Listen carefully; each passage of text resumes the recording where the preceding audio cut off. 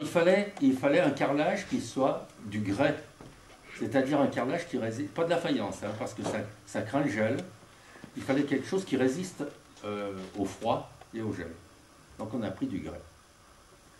Voilà. Et puis ce copain-là m'a appris à couper du carrelage avec la carrelette, avec la disqueuse. Et puis il m'a indiqué quel col il fallait utiliser, etc., comment il fallait faire. Mais alors le coût exact, je ne sais pas, parce qu'on nous a donné beaucoup de choses. Hein?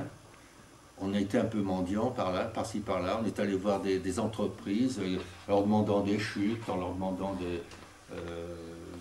des matériaux qu'on devait utiliser. Voilà. Oui, encore. Quelle est la composition du crocodile? Avec quel matériau il a été fabriqué? Alors, il y a plusieurs choses. Il y a la partie haute du crocodile, elle est en béton. En béton, puis avec des plots.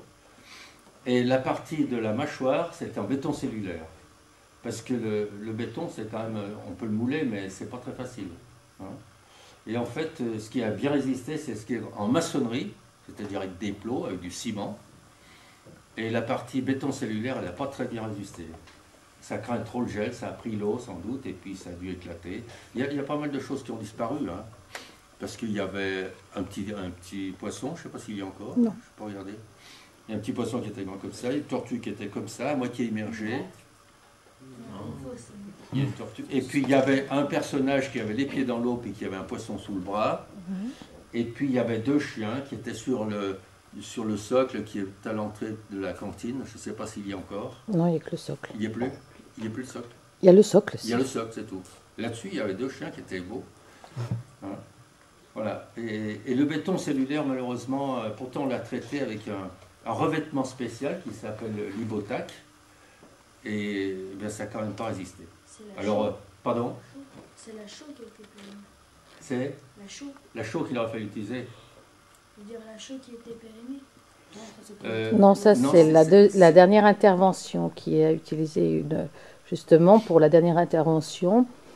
C'est pareil, le professeur est allé chercher des matériaux de récupération et on lui a donné une chaux et en fait il n'a pas fait attention au départ et en fait sur les sacs, quand il a eu fini de travailler, qu'il se rendait compte que ça tenait pas bien, il a regardé et en fait la chaux était périmée.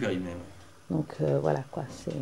Et souvent, c'est vrai que souvent on travaille des fois avec des matériaux qui ne sont pas de très bonne qualité parce que quelqu'un tout à l'heure me parlait du prix, combien ça avait coûté. Ben, le budget, enfin l'argent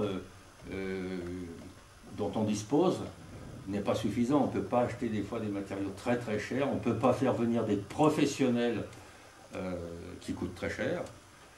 Et malheureusement, ce sont des œuvres qui sont périssables. Hein. Voilà. Mais on a essayé, on s'est appliqué vraiment pour faire très bien. Et très bien.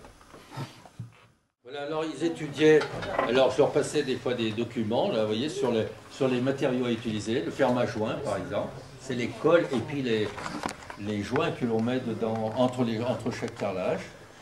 Alors comment on utilise, les applications, avec quoi on nettoie. Donc ils avaient de la documentation. Alors d'après leur croquis, je faisais un petit croquis perspectif d'après leur dessin pour qu'ensuite ils puissent rechercher leur composition de carreaux. Hein? Voilà le dessin de la tête d'un chien de Montagny Grégory. Voilà, j'ai retrouvé un de ses travaux. Voilà, alors, je leur faisais un petit croquis perspectif et dessus, ils cherchaient la composition des carrelages. D'accord ?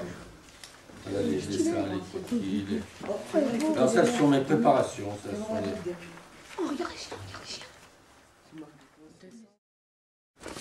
Alors, on avait pour stocker, parce que c'est évidemment beaucoup de matériaux, c'était volumineux.